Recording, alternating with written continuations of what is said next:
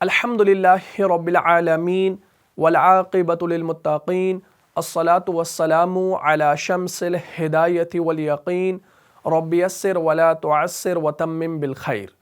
السلام علیکم ورحمۃ اللہ وبرکاتہ۔ پیارے عزیزوں، امید کرتا ہوں آپ سب لوگ خیر و عافیت سے ہوں گے۔ جیسا کہ آپ لوگ جانتے ہیں کہ ہمارا جو ٹاپک چل رہا ہے وہ ہے وقف کا بیان، اور ہم نے پچھلی کلاس میں وقف کا تمہیدی بیان آپ کے سامنے رکھا اور وقف کی کچھ اقسام ہم نے آپ کے سامنے رکھی۔ مجھے امید ہے آپ نے پچھلی والی کلاس کو اچھے سے دیکھا ہوگا اور سمجھا بھی ہوگا۔ اگر ابھی تک آپ میں سے کسی نے اس کلاس کو نہیں دیکھا ہے تو یہاں پر جو آئی کا بٹن شو ہو رہا ہے اس پر آپ کلک کیجئے اور اس ویڈیو کو شروع سے لے کر آخر تک دیکھ لیجئے، اور ثواب کی نیت سے ویڈیو کو زیادہ سے زیادہ شیئر بھی کیجئے۔ تو آج کی کلاس میں ہم وقف کی مزید اقسام کے بارے میں جانیں گے، یعنی قاری کے اعتبار سے وقف کی اقسام کے بارے میں جانیں گے۔ لیکن پچھلی کلاس کو میں یہاں پر نٹشل میں دہرانا چاہتا ہوں تاکہ آپ کے ذہن میں پچھلا والا ٹاپک آ جائے اور آپ آج کا یہ جو ٹاپک ہے انشاءاللہ بآسانی سمجھ پائیں۔ میں نے پچھلی کلاس میں بتایا تھا کہ اللہ تبارک و تعالیٰ قرآن میں فرماتے ہیں وَرَتِّلِ الْقُرْآنَ تَرْتِيلًا، اور اس آیت کے تحت سیدنا حضرت علی رضی اللہ تعالیٰ عنہ کا مشہور قول ہے الترتیل ہوا تجوید الحروف و معرفت الوقوف، یعنی ترتیل کے معنی ہے حروف کو تجوید کے ساتھ پڑھنا اور وقفوں کی معرفت حاصل کرنا۔ اور اس کے بعد میں نے آپ کو وقف کا معنی بتایا تھا، یعنی آخری کلمے پر سانس توڑ کر آگے بڑھنے کی نیت کے ساتھ کچھ دیر رکنا، کچھ دیر ٹھہرنا، یہ ہمارا کیا کہلاتا ہے؟ یہ ہمارا وقف کہلاتا ہے۔ ٹھیک ہے جی، اب ہم انشاءاللہ آج مزید اقسام کے بارے میں جاننے والے ہیں، یعنی قاری کے حال اور ضرورت کے اعتبار سے ہم انشاءاللہ کچھ اقسام جو ہیں وہ ہم آج کے اس کلاس میں جاننے والے ہیں۔ تو سب سے پہلے آپ یہاں پر نوٹ کر لیجئے، یہ جو اقسام ہم جانیں گے یہ ہم قاری کے حال اور ضرورت کے اعتبار سے جانیں گے۔ تو میں یہاں پر ایک ہیڈنگ دے دیتا ہوں،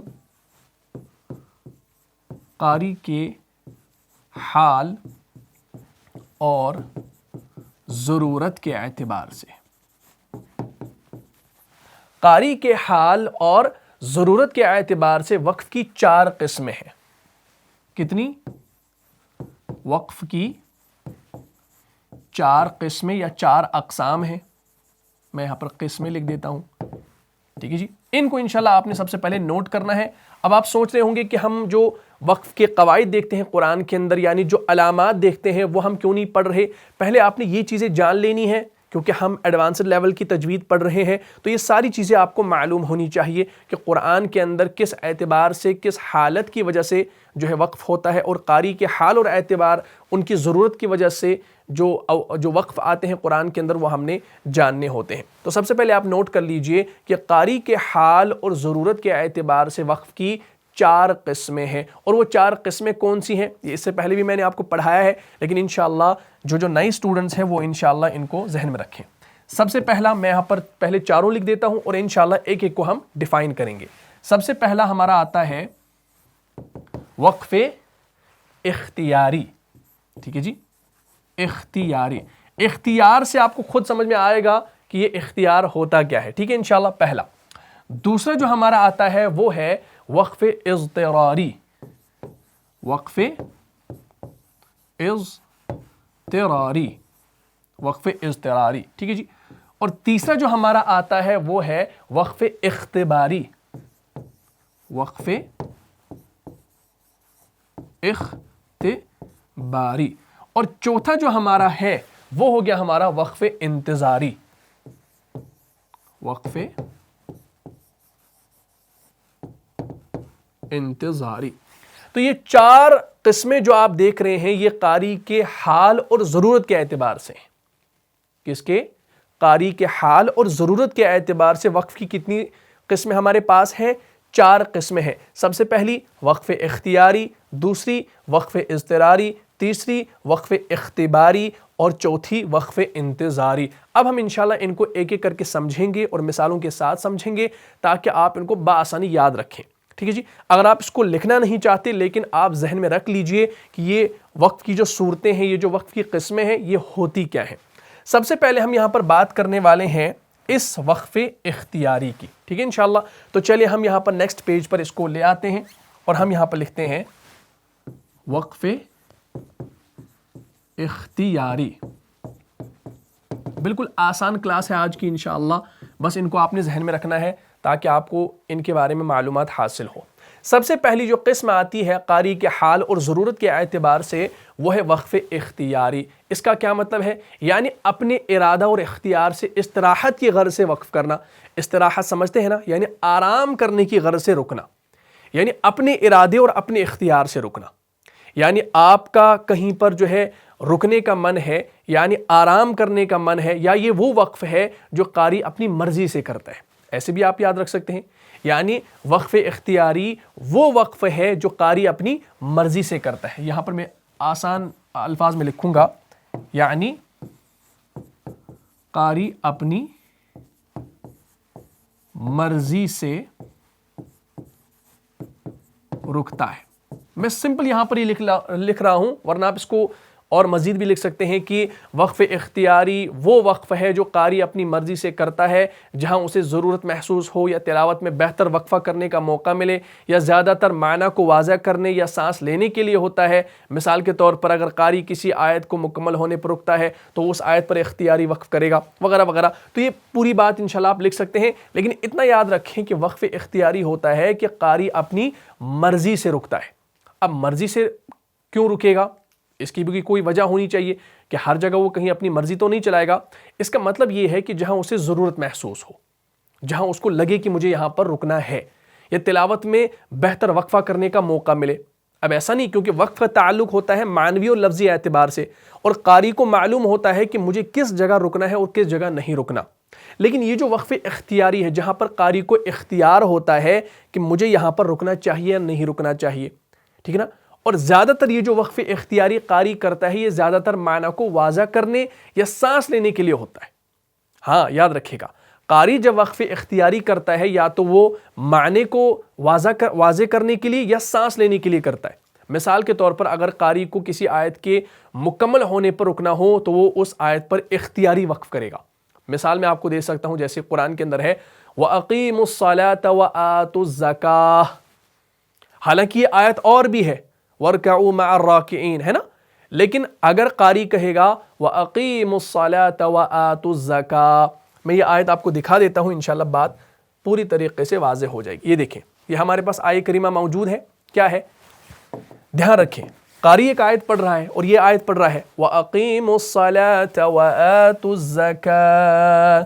اب زکاة پہ اس نے کیا کر دیا بھائی؟ وقف کر دیا، حالانکہ زکاة کے بعد کوئی علامت وقف نہیں ہے، رکنے کا کوئی سمبل نہیں ہے، لیکن اس نے جب یہاں پر وقف کیا لیکن معنی ہمیں مکمل ملا، یعنی یہاں قاری کو رکنے کا اختیار ہے کیونکہ آیت مکمل ہو چکی ہے اور معنی واضح ہو گیا۔ حالانکہ آیت مکمل ہونے کا مطلب یہ نہیں ہے کہ پوری آیت اس نے پڑھی، یعنی جب اس نے وَأَقِيمُوا الصَّلَاةَ وَآتُوا الزَّكَاةَ پڑھا تو اس سے ہمارا ایک معنی جو ہے وہ واضح ہو گیا کہ اللہ تعالیٰ حکم کیا دے رہے ہیں؟ قائم کرو نماز کو اور ادا کرو زکوٰۃ کو، تو پورا معنی واضح ہو رہا ہے۔ حالانکہ آگے اور ایک ٹکڑا موجود ہے وَارْكَعُوا، واو عطف ہے نا، اور کے معنی میں وَارْكَعُوا مَعَ الرَّاكِعِينَ، اور رکوع کرو رکوع کرنے والوں کے ساتھ، یعنی جھکنے والوں کے ساتھ، ٹھیک ہے نا؟ اور یہ سورہ بقرہ کے اندر آپ کو ملتی ہے آیت نمبر 43 وَأَقِيمُوا الصَّلَاةَ وَآتُوا الزَّكَاةَ وَارْكَعُوا مَعَ الرَّاكِعِينَ، ٹھیک ہے جی؟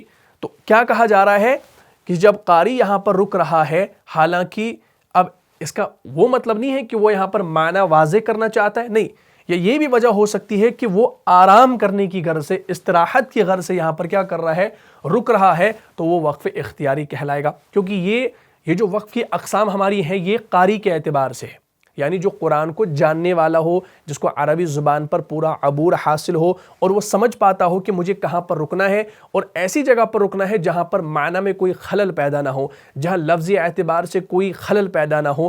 تو جب ہم یہاں پر رکتے ہیں تو ہمیں ایک معنی پورا ملتا ہے قائم نماز کرنے کا اور زکوٰۃ ادا کرنے کا، اور آگے پھر ایک اور ٹکڑا آ رہا ہے جس میں حکم ہے کہ رکوع کرو رکوع کرنے والوں کے ساتھ۔ بات کر ہوگی، تو یہ ہمارا ہو گیا وقف اختیاری۔ سب سے پہلی قسم آپ نے سمجھ لی وقف اختیاری کسے کہا جاتا ہے۔ سمپل یاد رکھیں کہ قاری اپنی مرضی سے رکتا ہے، یعنی مرضی سے کرتا ہے، استراحت کی غرض سے، آرام کرنے کی غرض سے، یا معنی کو واضح کرنے کی غرض سے، ٹھیک ہے انشاءاللہ۔ چلے جی، تو یہ ہوگی سب سے پہلی قسم۔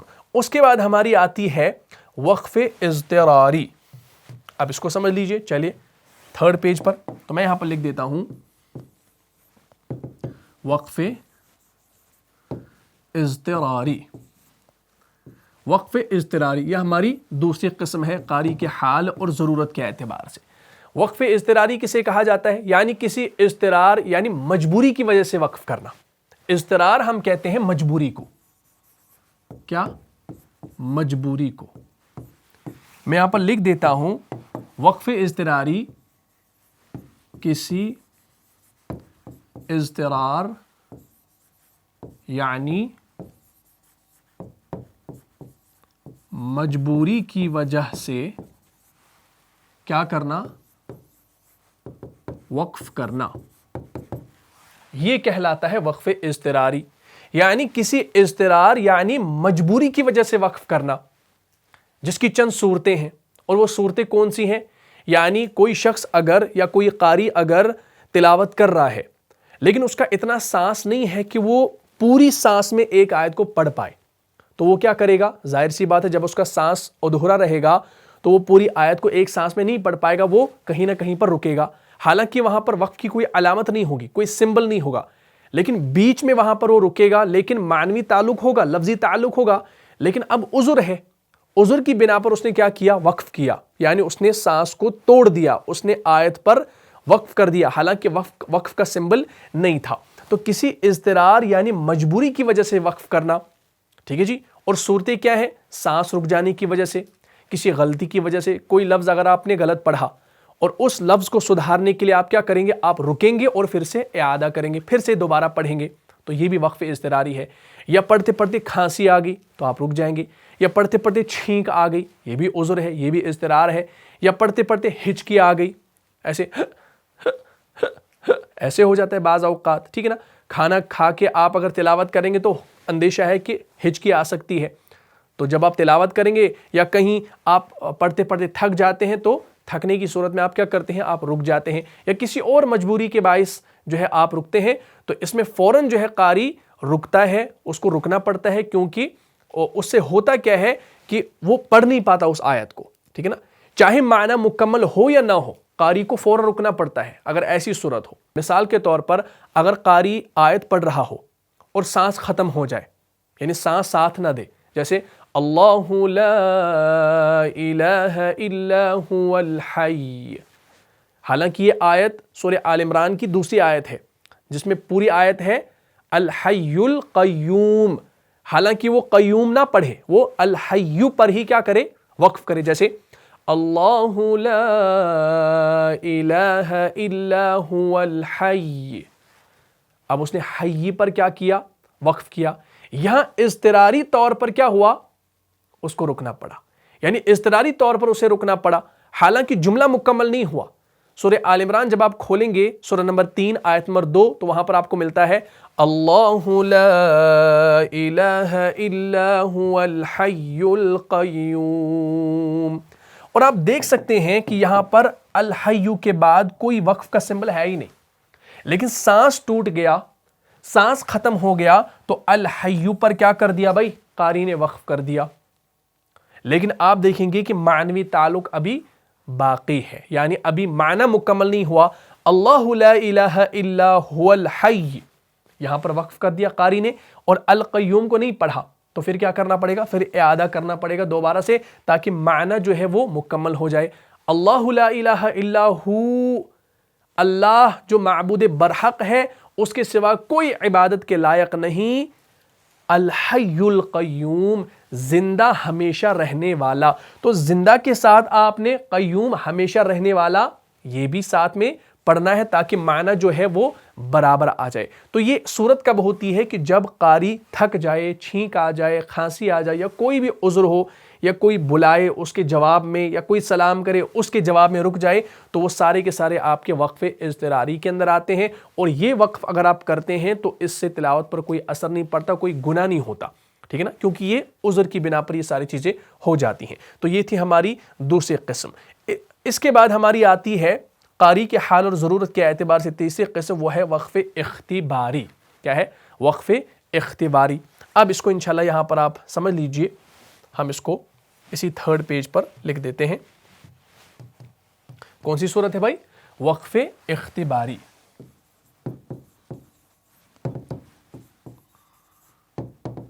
اختباری، اس کو انشاءاللہ آپ سمجھ لیجئے. وقف اختباری کسے کہا جاتا ہے بھائی؟ یعنی وقف سے متعلق کوئی بات سمجھنے یا سمجھانے یا امتحان یا آزمائش کے غرض سے اگر ایسی چیزیں ہوں. یعنی ہم ایسے سمجھ سکتے ہیں اس بات کو، وقف اختباری کب ہوتا ہے کہ اگر استاذ اپنے شاگرد کو پڑھا رہا ہے اور اس کو جانچنے کے لیے، امتحان لینے کے لیے کیا کرتا ہے؟ وقف کرواتا ہے، تاکہ استاد یہ دیکھ سکے کہ شاگرد جو ہے وہ صحیح طریقے سے تلاوت کر رہا یا نہیں کر رہا. تو استاد شاگرد کو کسی مقام پر رکنے کے لیے کہتا ہے اور پھر آگے پڑھنے کو کہتا ہے، تاکہ اس کی مہارت کا کیا لیا جائے؟ جائزہ لیا جائے. ٹھیک ہے جی. استاد اگر کہے فار ایگزامپل آیت کہیں پر آ رہی ہے، استاد کہے کہ اس جگہ پر رکو اور پڑھو انما المؤمنون، انما المؤمنون، رک گیا، پھر آگے پڑھو اخوة فاصلحوا بین اخویکم. حالانکہ یہ آیت آپ کو سورہ حجرات کے اندر ملتی ہے، آیت نمبر 10، سورہ نمبر 49. اگر آپ اس آیت کریمہ کو دیکھ لیں گے تو انشاءاللہ بات کلیئر ہو جائے گی. یہ ہمارے پاس آیت کریمہ موجود ہے. استاذ کیا کر رہا ہے؟ وہ شاگرد کو امتحان لینے کی غرض سے کہہ رہا ہے کہ پڑھو انما المؤمنون، تو شاگرد پڑھتا ہے انما المؤمنون اور اس کے بعد وقف کرتا ہے. پھر کہتا ہے پڑھو اخوة فاصلحوا بین اخویکم، پھر وہ آگے پڑھتا ہے. حالانکہ آپ دیکھیں گے انما المؤمنون کے بعد کوئی وقف کی علامت نہیں ہے، لیکن قاری نے کیا کیا، استاذ نے کیا کیا، اپنے شاگرد سے امتحان لینے کی غرض سے یہاں پر کیا کرایا؟ وقف کرایا. تو اس وقف کو کہا جائے گا وقف اختباری. کیا کہا جائے گا بھائی؟ وقف اختباری. تو کیا یاد رکھیں گے وقف اختباری کے بارے میں؟ یعنی وقف سے متعلق کوئی بات سمجھنے یا سمجھانے یا امتحان یا آزمائش کی غرض سے وقف کرانا. ٹھیک ہے جی. یعنی جسے استاد اپنے شاگرد سے جانچنے کے لیے کرواتا ہے تاکہ دیکھ سکے کہ شاگرد صحیح طریقے سے تلاوت کر رہا ہے یا نہیں کر رہا. ٹھیک ہے انشاءاللہ. تو اس حوالے سے آپ نے یہ ساری چیزیں یاد رکھنی ہے. تو ہم اس کو پڑھ رہے ہیں انما المؤمنون اخوة فاصلحوا بین اخویکم واتقوا اللہ لعلکم ترحمون. تو یہ پوری آیت ہم ایک سانس میں بھی پڑھ سکتے ہیں، یا اگر آپ کہیں پر بیچ میں رکیں گے تو اعادہ کرنا ضروری ہوگا. جیسے انما المؤمنون اخوة فاصلحوا بین اخویکم، اخویکم پر آپ رکے. اب آپ نے کیا کرنا ہے؟ کوئی وقف کا سمبل ہے نہیں، تو کیا کریں گے؟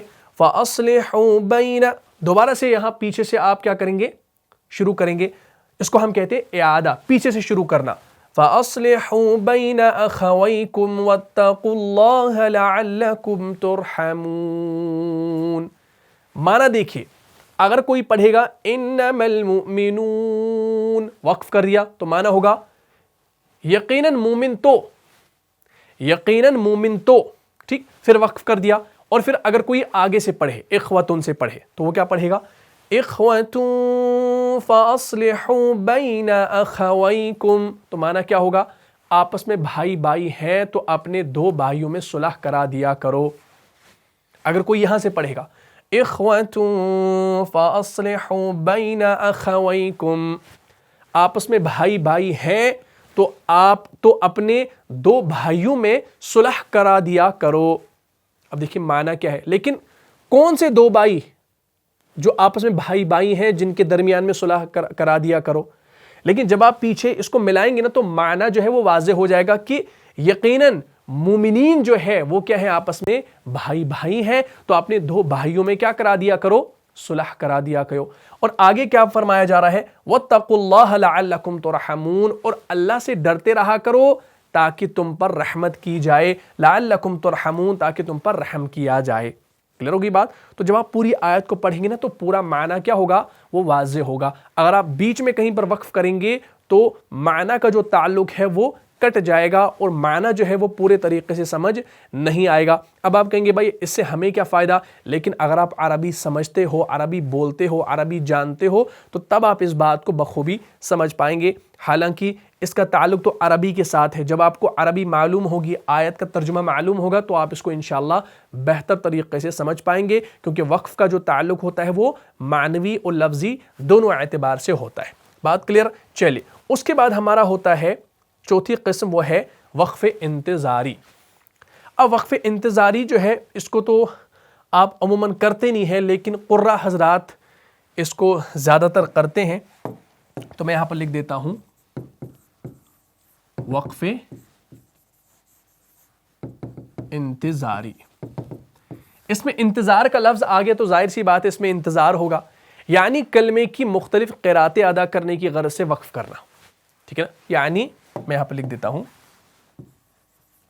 یعنی کلمے کی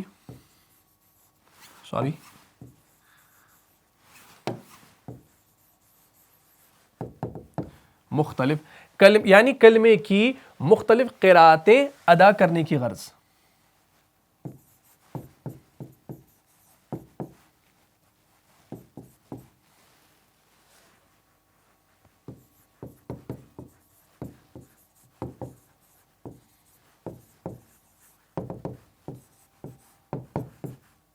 کلیئر ہوگی بات؟ یعنی کلمے کی مختلف قراتیں ادا کرنے کی غرض سے کیا کرنا؟ وقف کرنا.